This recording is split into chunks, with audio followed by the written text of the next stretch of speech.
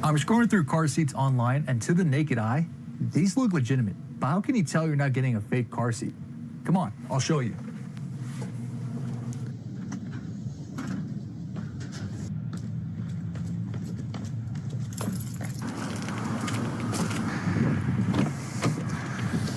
All car seats are required to have stringent federal safety standards. And right here on this car seat, you'll find a manufacturer's label which includes the name of the car seat, date of manufacturer, branding, model number, and expiration date. This information is used to help register your car seat and allows manufacturers to notify you of any recalls. You'll also find warning labels on the back of the car seat and at the top of the seat. If you notice any of these labels are missing, it's counterfeit. I'm outside the Gallatin County Courthouse, and foot and vehicle traffic has been constant throughout the day here in Bozeman. Volunteers have told me voters have been pulling up in their vehicles or walking to drop off their ballots. For people choosing to vote in person, lines haven't been too long, and voters can come inside, vote, and get out quick. Jacob Owens will have the newest ballot count numbers in a moment. I asked the county clerk and recorder about voter numbers. He didn't have any intriguing expectations for today, but expects a busy general election come November.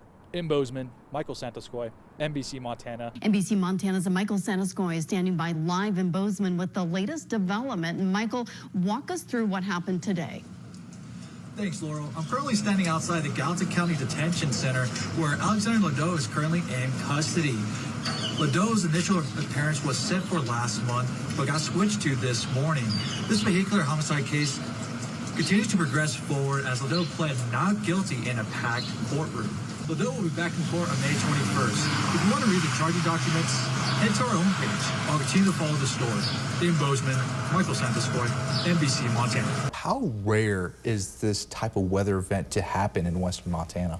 Seeing strong winds like that here wasn't necessarily a super unrealistic, but the extent and the level that we saw, when we're talking gusts of 80 to as much as almost 110 miles per hour, that is exceedingly rare. According to Montana law, a person's first strangulation offense became a felony in the Treasure State in 2017.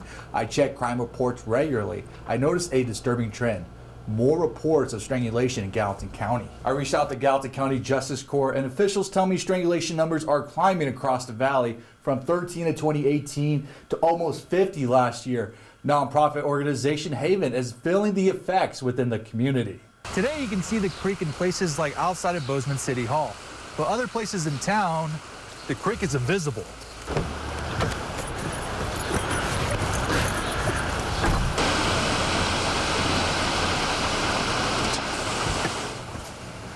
Like here on 240 East Mendenhall at the proposed site of the Boutique Hotel. This project has had plans to construct a hotel near the creek, but Tuesday night the City Commission stepped in to address concerns about the project. I'm shining my flashlight down this hallway inside of Bridger Peaks Apartments, and right now this hallway is well lit, but when I turn off my flashlight, pitch black. These seniors have been living like this for the past several hours inside this building. Some seniors have disabilities, and some are living on oxygen, stirring up some concerns. I check the Gallatin County jail roster every day to find out the number of people arrested and why they're in custody. Over the past 2 weeks, I noticed some inmates stood out. Gallatin County Sheriff Dan Springer sent me these numbers showing how many people they held for ICE over the last several years. You can see a large spike in 2024, and so far this year, they had 5 inmates held for ICE. Springer says he has not received any contact from ICE, but he suspects the number of ICE holds will continue to grow. Extensive damage behind me. You can see a vehicle went off the road, striking 60-year-old Lynette Johnson and her dog, and crashing into this house. As I walk over to this home, you can see there's a giant hole in the back of the house, and it's boarded up and covered with tarp. You can also see the busted fence knocked down with the cement coming out from the ground, and this green safety fencing in its place. I spoke to the Bozeman Police Department, and they shared with me last Friday's accident is still under investigation.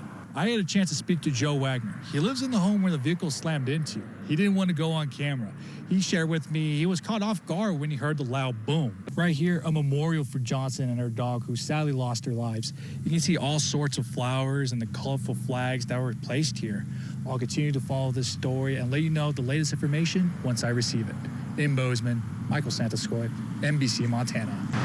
I'm driving along Fowler Avenue in Bozeman, where the city plans to connect Fowler to Oak Street to Hofine Lane, creating a north-south corridor between 19th Avenue and Ferguson Avenue.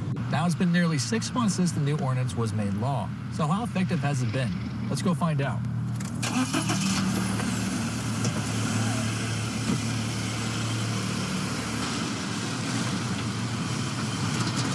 I drove to the Public Safety Center to get an update from Neighborhood Services. I'm driving around the downtown Livingston area, and right now I found parking with ease. On a good day, it takes me 30 minutes to get to Livingston and under a minute to find parking. But on a bad day, that's a different story.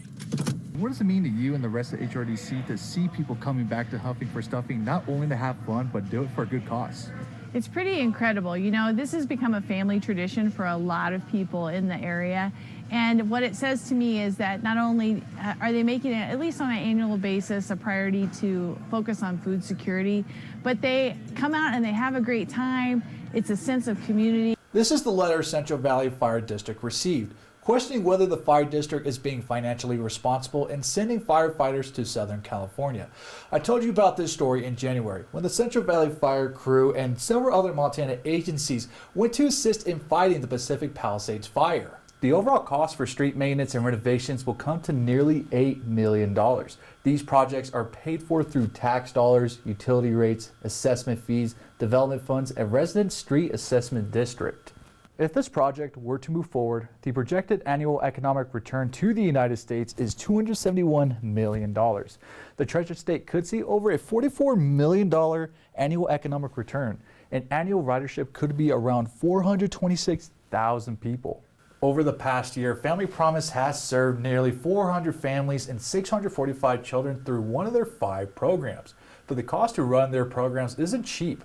The total cost to run their program services is over $3 million.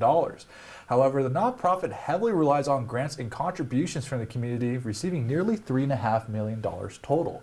But if you look at Family Promise's total income and total expenses side by side, where's all their funding going towards?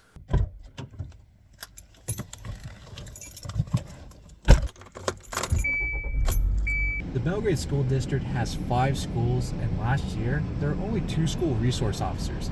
Belgrade Middle School and High School are the busiest schools, so both officers are assigned to either school and make their way to the other schools. Nearly 2 months ago, I showed you the damage that was done to these cable rails along I-90. You can see the orange cones are out. Construction workers are hard at work repairing the broken cable rails to ensure motorist safety. To live and work in Montana as an educator has its financial challenges. As you can see here, according to the National Education Association, the Treasure State ranks among the worst, with average teacher starting salary at over $34,000 and average teacher salary at nearly $56,000. But the minimum living wage affordable for a family of 1 adult and 1 child in Montana is over $62,000. The Belgrade School District is seeing these challenges play out in real time. Canada remains Montana's largest trade partner, followed by Mexico, Peru, Colombia, and Japan. But the Trump administration implemented a 25% tariff on imports from Canada and Mexico earlier this year, leaving some Montana organizations to believe this will affect the state's economy. Not only is the Montana Farmers Union supporting the bipartisan bill, but they're also supporting a motion for an injunction filed last week. Schweitzer says he believes Congress should oversee tariff implementation and not give the executive branch the authority to do their job. The Brick Breeden Fieldhouse can host a wide variety of events like concerts, volleyball, basketball, track and field, and including the Spring Rodeo.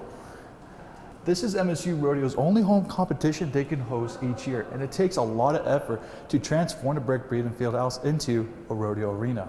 The Bozeman Yellowstone International Airport saw large growth with its enplanement numbers last year, with over 1.2 million passengers.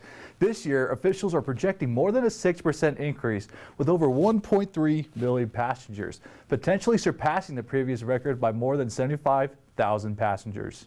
The statewide teacher shortage lingers here in Montana. A report came out last year identifying special education as one of the top 3 critical shortage areas in the state.